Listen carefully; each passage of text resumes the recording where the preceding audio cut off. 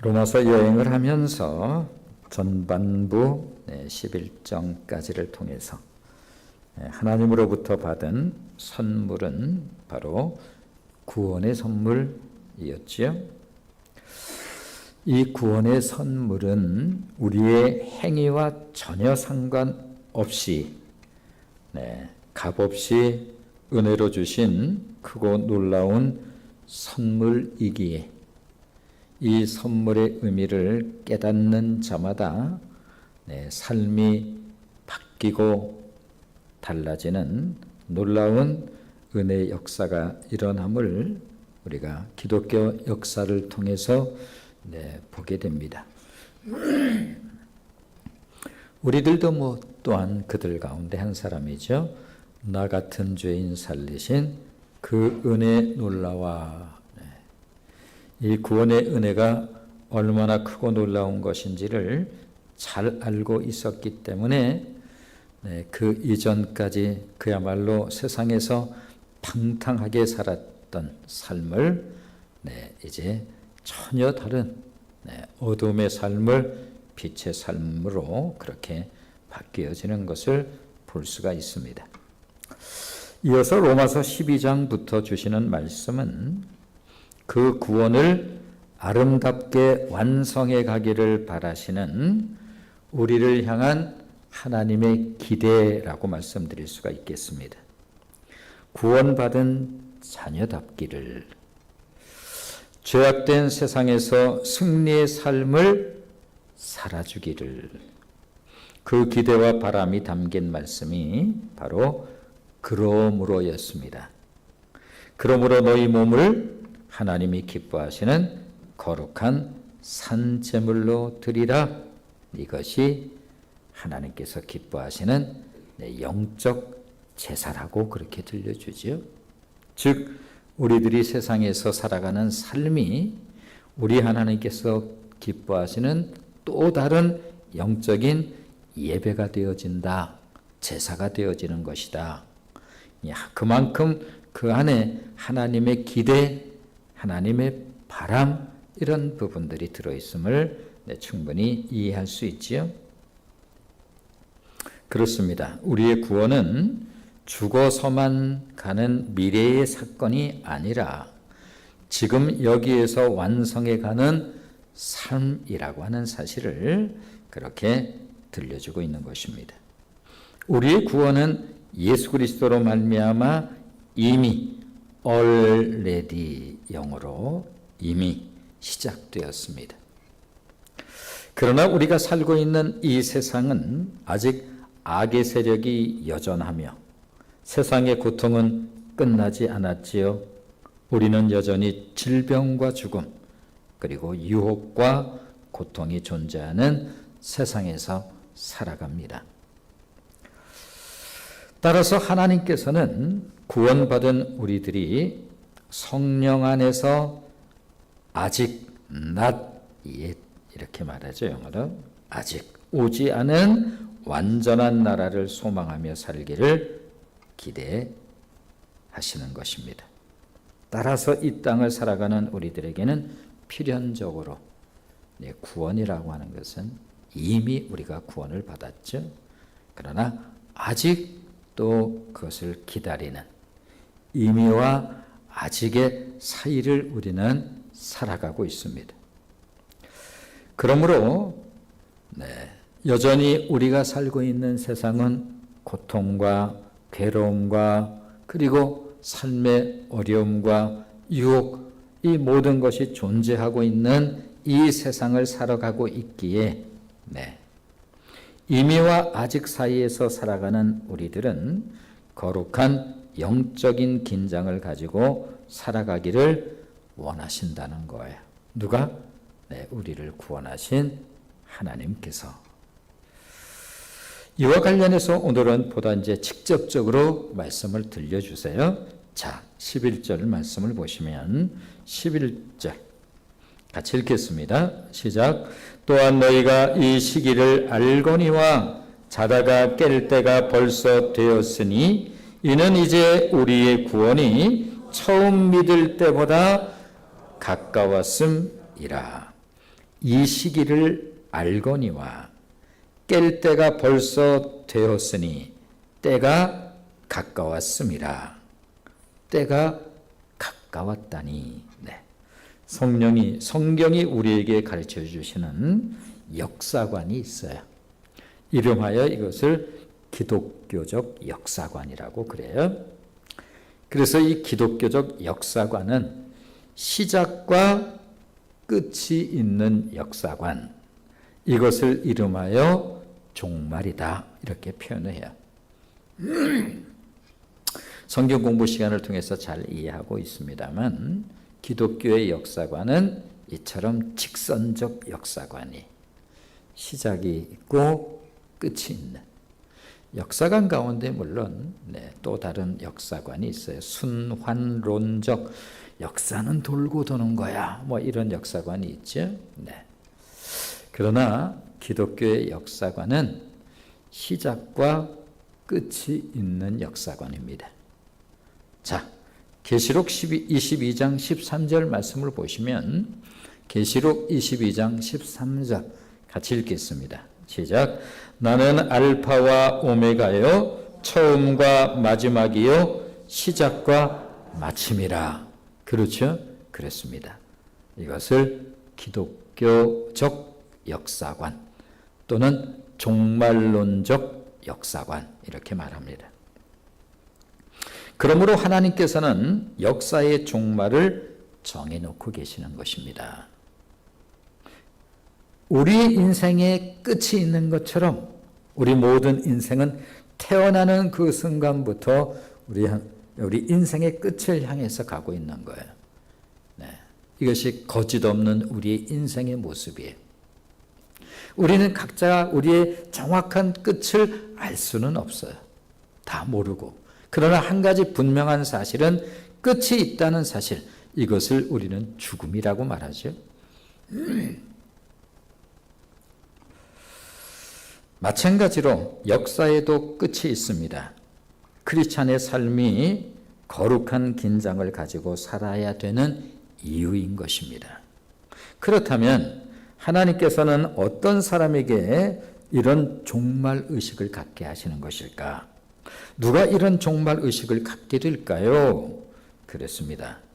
성령을 통해서 하나님의 말씀을 듣고 영적 지각을 통해서 그 사실을 깨닫는 사람. 우리가 처음에 우리 모두가 다 영적 지각이 없어요. 죄 가운데 있었으니 영적으로는 죽은 자들인데 무슨 영적 지각이 있어요. 그래서 신앙생활하는 사람들을 보면서 처음에는 영 맞듣지 않아 하는 그런 반응들을 우리가 보이곤 하죠. 보이지 않는 하나님을 하나님 아버지 하면서 그런 모습들을 볼 때 사실은 우리도 전에 구원 밖에 있을 때, 그리스도 밖에 있을 때는 우리도 동일하게 이런 마음을 가지고 있었어요. 입도 삐쩍거리고 마음에 드니 안 드니 이런 표현을 하면서 예수쟁이 이런 표현을 하면서 우리도 살았죠. 우리가 영적으로 거듭나면서 우리 가운데 성령이 임하시고 비로소 우리는 영적 지각을 가지고 이 영적 지각이 조금씩 성장하고 분명해지고 확실해지므로 무엇을 깨닫게 돼요? 끝이 있는 거구나 라고 하는 사실을 알게 되어진다는 거예요. 그렇습니다. 진정한 크리스찬들이라고 한다면 이 사실을 알게 되어 있다는 거죠. 자, 11절 말씀은 이렇게 시작이 됩니다. 자, 우리 처음 부분 한번 더 읽어볼까요? 같이 읽어봅니다. 시작. 또한 너희가 이 시기를 알거니와 안다는 거예요. 혹여 역사의 끝이 있다는 사실이 믿어지지 않는 분이 혹여 이 자리에 계실 수도 있어요. 자, 그렇다면 생각을 한번 해보십시오. 하루의 시작이 있고 끝이 있습니까? 아니면 그냥 이렇게 그냥 밑도 끝도 없이 이렇게 살아갑니까? 아니죠. 하루의 시작이 있고 날이 저물어가고 하루의 끝이 있습니다. 이것이 매일매일 이어지면서 우리의 삶이 그렇게 이어져 갑니다. 1년의 시작과 끝이 있나요? 그렇죠.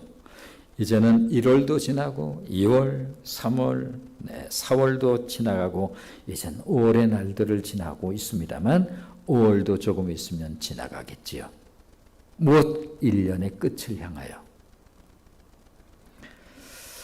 인생의 시작과 끝이 있습니까? 그렇습니다. 날 때가 있는가 하면 그때부터 언젠간 모르지만 우리 인생의 끝을 향해서 살아갑니다. 어떻습니까?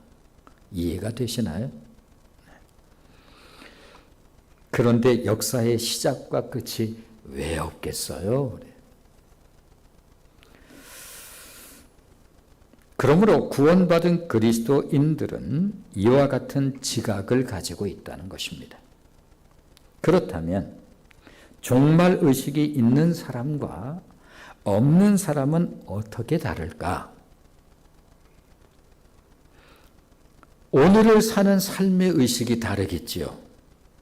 마지막 의식을 가지고 사는 사람들은 경건한 삶을 살고자 애를 쓰면서 아마 살아갈 것입니다. 이것을 영적 긴장감을 가지고 왜? 마지막이 있다는 사실을 알기에. 그러나 이 의식이 없는 사람은 방종과 안일함을 가지고 살게 되겠죠. 너무나 당연하겠지요. 그러므로 준비하며 사는 삶이 있는가 하면 전혀 준비 없이 인생 있어 이러면서 주변에서 듣곤 하죠. 막연하게 사는 인생이 있습니다. 이에 대한 예수님의 말씀을 한번 들어보시죠. 자, 마태복음 25장 1절로 4절 말씀을 보시면 같이 읽어보겠습니다. 시작.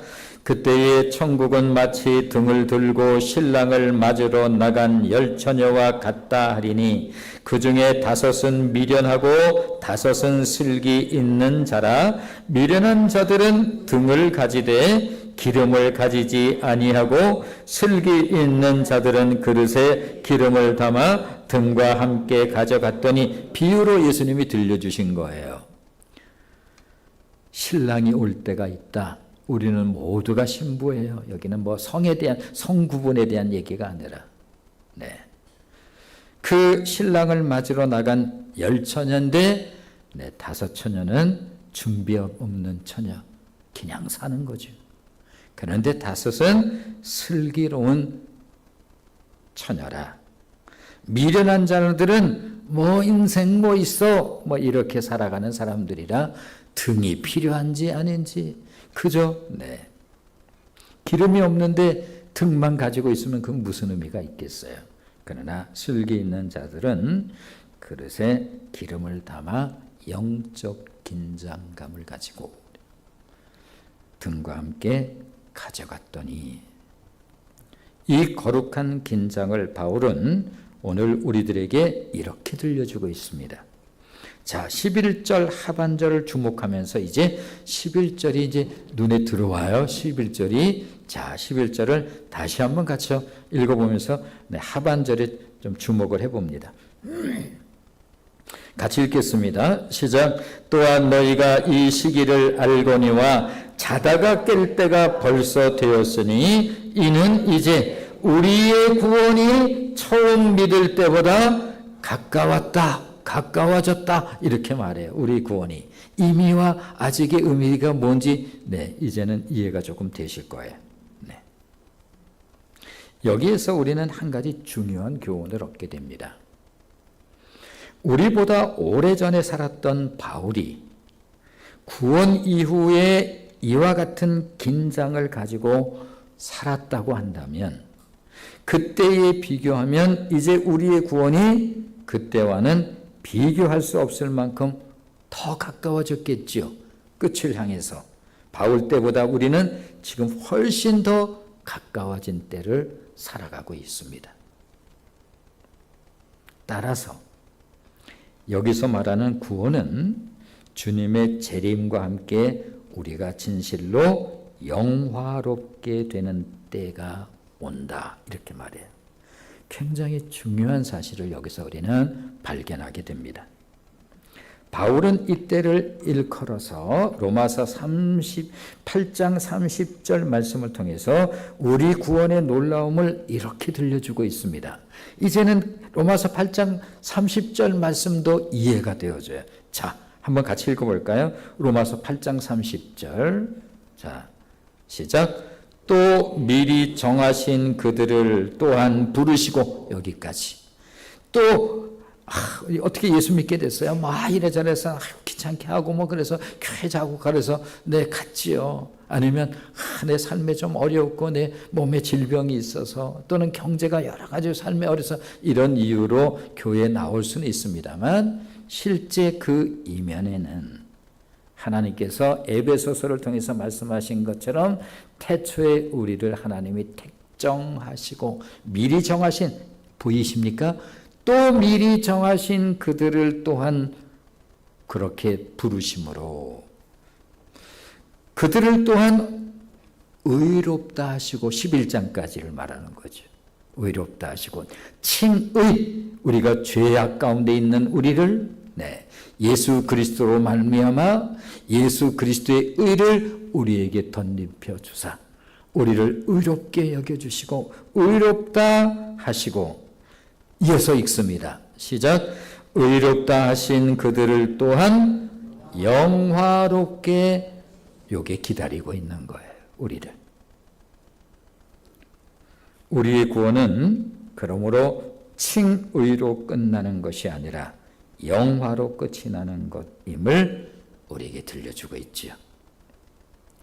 약속된 그리스도께서 오시고 비로소 역사의 어두운 밤이 그치게 될 영광의 그날, 이 날이 더욱 가까워졌다는 거예요. 바울 때보다 훨씬 더하죠. 그토록 어두웠던 어둠이 걷히고 그 영광스러운 빛 앞에서 어둠 속에 감추어졌던 우리의 모든 것들이 속속히 드러나는 그 순간, 만일 안일함과 방탕 속에서 살았다고 한다면 우리는 그때 얼마나 당황하고 부끄러워하게 될 것인가. 영광의 주요, 동시에 심판의 주, 그분은 영광의 주로 오시는 거예요. 동시에 심판의 주로 오시는 주님, 심판의 주로 오시는 그분 앞에서 우리의 삶을 결산할 그날이, 우리의 죽음의 날이 반드시 오는 것처럼 그날 아니요, 반드시 옵니다. 우리의 죽음이 정확하게 오듯, 이 개인적 종말이에요. 우리 죽음이 개인적 종말이라고 한다면 역사의 종말이 반드시 옵니다. 내 죽음의 때를 내가 정확하게 알지는 못하는 것처럼 역사의 종말 역시 그 때와 그 시는 모른다고 말씀하신 것처럼 알 수는 없지만 한 가지 정확하고 분명한 것은 정확하게 오신다는 거예요. 결산할 우리의 삶이 결산되어질 그날이 가까워지고 있다는 것입니다. 그러므로 사랑하는 나의 자녀들이여, 개인의 종말을 넘어 역사의 종말이 가까움을 기억하며 살라. 우리 개인의 종말이 그런 것처럼 역사의 종말 또한 그러하리라. 그 누구도 모르는 하나님이 정하신 하나님의 때, 절대적인 시간이 반드시 임하리라. 이날의 찬송이 바로 찬송가 180장 찬송이에요. 하나님의 나팔소리 천지진동할 때에 예수 영광 중에 구름 타시고 천사들을 세계 만국 모든 곳에 보내어 구원받은 성도들을 모으리. 나팔 불 때 나의 이름, 나팔 불 때 나의 이름, 나팔 불 때 나의 이름 부를 때에 잔치 참여하겠네. 우리가 영화롭게 되어지는 그때. 아, 찬송가는 그런 거군요. 그렇습니다. 이 땅에, 우리나라 이 땅에 신앙의 선배들은 바로 이 거룩한 긴장감과 종말의식을 가지고 어두운 역사를 이겨냈습니다. 소위 일제시대라고 하는, 구원은 받았음에도 불구하고 내 삶의 현실은 나라가 주권을 잃어버리고 내 그 삶이 너무나 막연한, 매일매일이 고통스럽고 내 어려움의 그 시간들이 이어지는, 구원받았음에도 불구하고 현실은 그랬습니다.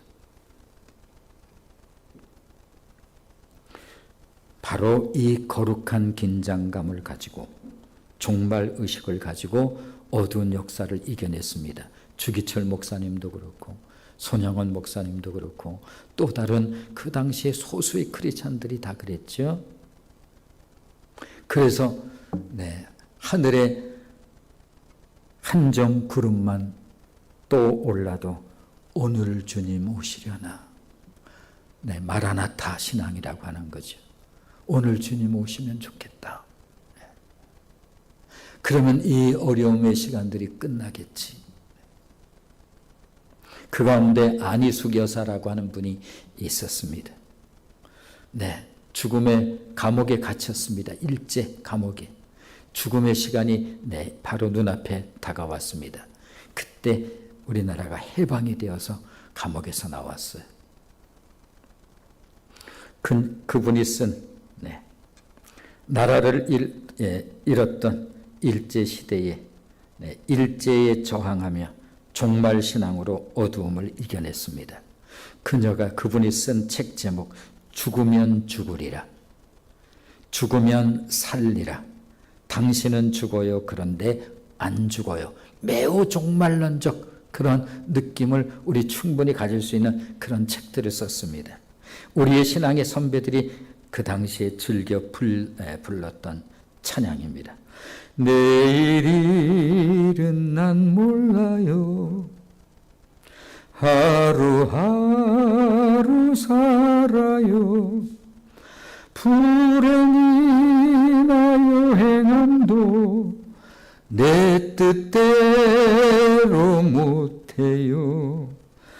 험한 이 길 가고 가도 끝은 없고 권해요. 주님 예수 팔레미사 내 손 잡아주소서. 이런 이유로 바울은 우리에게 지금은 자다가 깰 때가 되었다고 들려주고 있는 것입니다. 바울이 들려주는 권면의 말씀. 자, 고린도후서 7장 1절 말씀을 한번 보시면 고린도후서 7장 1절 같이 읽어보겠습니다. 시작. 그런즉 사랑하는 자들아 이 약속을 가진 우리는 하나님을 두려워하는 가운데서 거룩함을 온전히 이루어 육과 영의 온갖 더러운 것에서 자신을 깨끗이 하게 하자. 하나님을 두려워하는 가운데서, 무슨 하나님이 좋으신 하나님인데 하나님을 두려워해요? 그런 거 아니에요. 성경을 제대로 보고 제대로 알자. 구원은 이미 나에게 시작되었고 또 아무도 뺏을 수 없는 내 구원입니다. 그러나 중요한 것은 그렇다면 이 소중한 구원이 온전히 이루어져 가고 있느냐라고 하는 거예요. 이런 이유로 본문은 계속 때에 대해서 강조해서 들려줍니다. 자, 12절 말씀을 한번 같이 읽어보시면, 자, 12절 같이 읽겠습니다. 시작. 밤이 깊고 낮이 가까웠으니 그러므로 우리가 어둠의 일을 벗고 빛의 갑옷을 입자. 밤이 깊고 낮이 가까웠으니 이 밤의 날들, 이 역사는 이 어둠의 역사, 눈 뜨면 괴로움이 있고 눈만 뜨면 고통이 있는 참 어려움이 있는 이 어둠의 역사. 그러나 이 어둠의 역사가 끝이 날 빛이 점점 가까워지고 있지 않습니까? 이제 우리가 자다가 깰 때가 되지 않았습니까? 깰 때에 대해서 자꾸 얘기해줘요. 밤이 깊고 낮이 점점 가까워지고 있지 않습니까? 여기에서의 때라고 하는 것은 단순히 시간을 의미하는 것이 아니라 여기에서의 때는 헬라어로 시간에 대한 두 단어가 있다는 것 잘 알죠? 하나는 크로노스, 째깍 크로노스. 하루, 이틀, 사흘, 나흘, 크로노스입니다. 여기선 카이로스라고 하는 단어가 있죠. 하나님의 의미가 있는 때가 참에 여자의 몸에서 예수님께서 이 땅에 오셨습니다. 그때, 이것이 바로 카이로스죠. 오늘의 본문의 때는 그러므로 위기의 때를 의미합니다. 우리가 살고 있는 이 세상은 언제나 위기적 특성을 가지고 있어요. 하나님께서 구원받은 우리로 하여금 이와 같은 거룩한 긴장을 가지고 살아야 된다고 말씀하시는 이유예요. 구원받은 우리들도 이러한 위험 앞에서 자유로울 수는 없기 때문에 그렇습니다. 구원받았지만 안희숙 여사가 일제시대에서 동일하게 그 고통 가운데 살아갈 수밖에 없었던 것처럼 우리 또한 구원을 받았음에도 불구하고 언제나 위기적 특성을 가지고 있는 이 세상에서 우리도 동일하게 살아갑니다. 그러므로 구원받은 우리들 역시 이러한 위험 앞에서 자유로울 수는 없지요. 그러기에 우리들로 하여금 어둠의 일을 벗고 빛의 갑옷을 입어야 한다는 것입니다. 아니, 세상이 얼마나 위기이길래 빛의 갑옷까지 우리가 입어야 된다는 말입니까? 그렇습니다. 우리가 살고 있는 이 세상을 이렇게 들려주죠. 자, 13절 같이 읽어봅니다. 13절 같이 읽겠습니다. 시작. 낮에와 같이 단정히 행하고 방탕하거나 술 취하지 말며 음란하거나 호색하지 말며 다투거나 시기하지 말고. 그렇습니다. 본문이 들려주는 어둠의 일이라고 하는 것은 방탕과 술 취함과 음란, 호색, 다툼, 시기, 이와 같은 것이라고 들려주고 있습니다. 세상은 이런 것으로 채워져 있어요. 세상 문화는 전부 이러한 내용을 포함하고 있어요.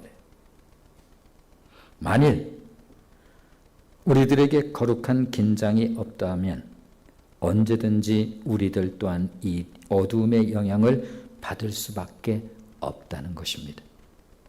그러기에 구원받은 우리들이 세상 속에서 사는 삶을 매우 전투적으로 그려주고 있지요. 바로 빛의 갑옷을 입어야 된다는 거예요. 갑옷이라고 하는 것은 싸울 때 입는 옷이지. 그러므로 크리스찬들이 세상에서 살아가는 이 삶을 일컬어서 우리는 세상에 나가서 전투적인 삶을 살아가는 자들이다. 이렇게 들려주고 있죠.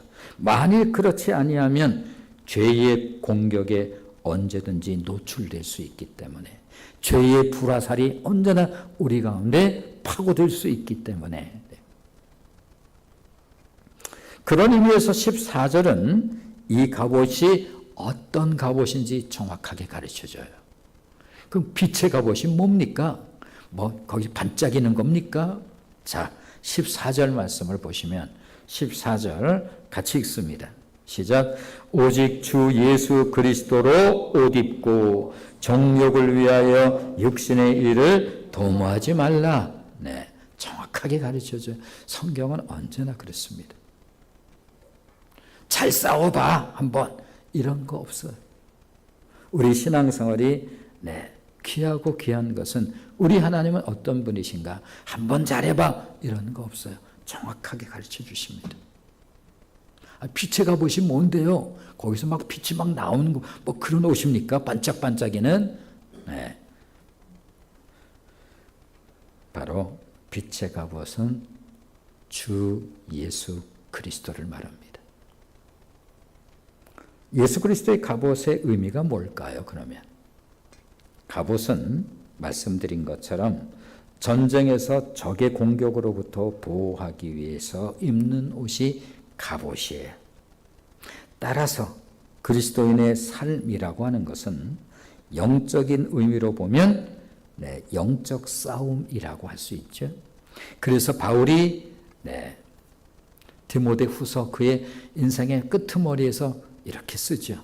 내가 선한 싸움을 다 싸우고 이렇게 나의 인생을 자신의 삶을 선한 싸움을 싸우는 삶이었습니다. 선한 싸움을 다 싸우고 믿음을 지켰으니 이제 확실하고 분명한 것은 우리의 주 되시는 우리 주님께서 의의 면류관을 가지고 나를 기다릴 것입니다. 나한테 그거 씌워주려고 나뿐만이 아닙니다. 이와 같은 삶을 산 우리 모두에게 동일한 의의 면류관이 기다리고 있는 것입니다. 따라서 죄로 가득한 어둠의 세상에서 유일하게 우리 스스로를 보호하기 위해서는 빛의 갑옷인 예수 그리스도로 무장할 수 있어야만 보호가 가능한 것입니다. 그리고 손에는 성령의 검, 에베소서에서 그렇게 말하죠. 그래서 무장에 대해서 말할 때 성령의 검, 곧 하나님의 말씀을 들어라.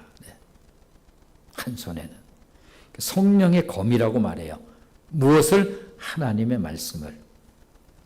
빛의 사자들이여 어서 가서 어둠을 물리치고. 찬송가는 항상 그런 거군요. 그렇습니다. 주의 진리 모르는 백성에게 매우 전투적이죠. 복음의 빛 비춰라 빛의 사자들이여 복음의 빛 비춰라 죄로 얻은 밤 밝게 비춰라 빛의 사자들이여. 크리스찬들을 빛의 사자들이라고 말하는 것입니다. 자, 그렇다면 우리의 구원이 처음 믿을 때보다 더욱 가까워진 이때에 세상 속에서 살아가는 우리들의 삶의 자세는 어떠한 것이어야 할까? 첫 번째, 앞에서 들려주신 단정한 삶을 살라. 단정하라니 옷을 잘 여미라는 건가? 물론 그렇지 않지요. 이전에 비해 밤은 더 깊어지고 낮은 더욱 가까워졌느니라. 그러므로 낮에와 같이 단정히 행하라. 이렇게 말씀하세요. 두 번째, 빛의 갑옷을 입으라. 즉 예수로 무장하라. 진리로 무장하라. 내가 곧 진리이니 예수님께서 그렇게 말씀하신 것처럼 말씀으로 무장하라. 따라서 마지막 때를 살아가는 우리들이 세상에서 사는 삶의 자세는 그리스도의 옷을 입고 단정하게 살아야 한다는 거예요. 오늘 본문은 낮과 밤을 비교하면서 세상 사람들이 사는 삶을 밤으로 묘사해요. 방탕과 술 취함과 음란과 호색과 다툼과 시기, 이 세상의 밤 문화는 곧 타락한 문화를 말해요. 날이 점점 어두워져 가기 시작하면 그때 이곳저곳 그냥 밝은 빛이 아니라 요란한 빛이 그 현란함을 가지고 미혹하기 시작하는, 우리의 정신을 혼돈스럽게 하고 비트가 강한 내 음악 소리가 쿵쿵거리면서 온통 우리의 내 의식들을 혼란하게 만들어가죠. 그래서 오늘 성경은 세상 사람들의 삶을 밤의 삶이라고 이렇게 말하는 거예요. 곧 어둠의 삶이에요. 이에 비해 크리스찬의 삶을 낮의 삶이라고 해서 낮에와 같이 단정하라. 왜냐하면 영적 긴장감을 가지고 살아야 돼. 구원받은 너희여. 그래서 11장까지는 행위에 대해서 얘기하지 않고 12장부터는 계속해서 행위에 대해서 얘기를 해요. 구원 이후에 관한 거예요. 그렇습니다. 세상 사람들이 육신을 앞세우며 살아간다고 한다면 우리들은 영혼을 앞세우며 살아가지요.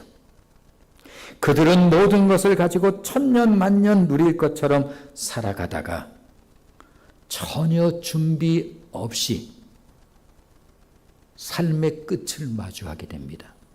얼마나 당황스럽겠어요.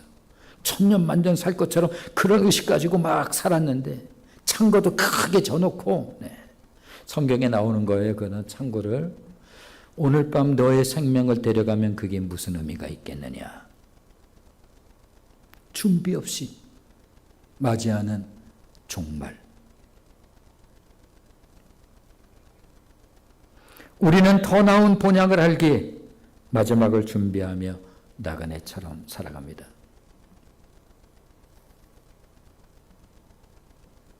오늘은 이곳 내일은 저곳 나 복음 전하리. 그들은 오직 자기를 기쁘게 하는 것이 최고의 목표이지만 우리는 오실 예수님을 기쁘시게 하며 오늘을 살아갑니다. 그러나 한 가지 여기서 오해해서는 안 될 것이 있습니다. 크리스찬의 삶은 결코 현실을 도피하는 것을 말하는 것이 아니에요. 흔히 잘못된 종말의식을 가지고 있는 이단들이 있죠.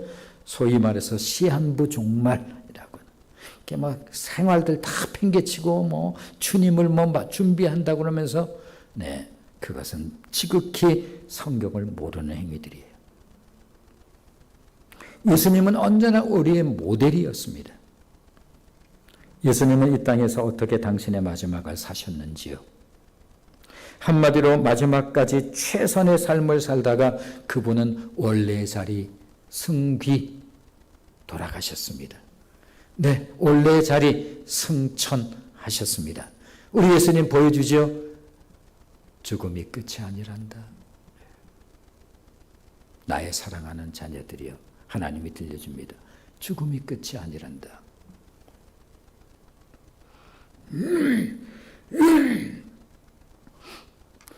예수님께서 보여주신 십자가와 부활을 이루신 후에도 마지막으로 지상에 40일을 더 유하셨어요. 왜냐하면 더 알려줄 것이 있었기 때문에. 그 영광의 몸을 입으신 부활하신 예수님께서 바로 승귀하실 이제는 그 이전의 몸이 아닌 영광의 몸이에요. 그럼에도 불구하고 40일 동안 이 땅에 거하시면서 엠마오로 내려가는 두 제자에게 낙심천만이었던 그들에게 나타나 주셨고, 사랑하는 제자들에게 도마가 없을 때, 도마가 또 있을 때 성경에 있는 내용만 말씀해 드려도 그렇다는 거예요. 야고보에게, 그리고 다마스커스에서 바울의 삶을, 바울에겐 또 나타나셔서 바울의 삶을 송두리째 바꿔놓으셨어요. 지상의 마지막 날 사랑하는 제자들에게 성령의 약속을 기다리라고 당부하시죠. 요한은 물로 세례를 주었거니와 너희는 몇 날이 못되어 성령으로 세례를 받으리라. 성령이 너에게 임하시면 너희가 권능을 받고 디나미스, 하늘로부터 임하는 능력, 권능, 땅끝까지 이르러 내 증인이 되리라. 마지막 말씀이셨고, 그리고 올라가셨고 제자들이 그것을 바라봤습니다. 보여주시는 주님, 죽음이 끝이 아니라. 그때 천사들이 말하죠. 너희들이 보는 대로 예수님 다시 오신다. 이게 역사의 끝을 말하는 거예요. 마지막까지 영혼을 불태우듯 지상의 삶을 사셨던 주님. 그러므로 예수 그리스도의 갑옷을 입고 살아가는 단정한 삶이라고 하는 것은 현실을 도피하는 그런 삶을 말하는 것이 아니라 주어진 하루하루를 마지막 날처럼 최선을 다하는 삶을 의미하는 거예요. 생각해 보십시오.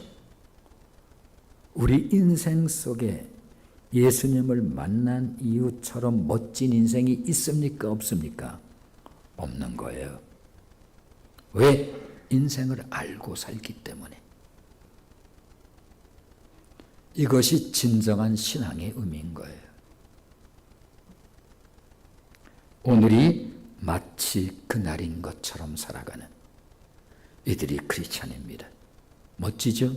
세상에는 뭘 몰라서 예수쟁이 그래도 그 말이 나쁘지 않은 거예요. 그것 때문에 불편하지 않을 이유가 무엇인가 하면 우리는 기가 막힌 것을 알고 있는 사람들이기 때문에 그런 거예요. 괜찮아요, 조롱해도. 네. 그러나 당신도 예수 믿기를 기도합니다. 자비로우신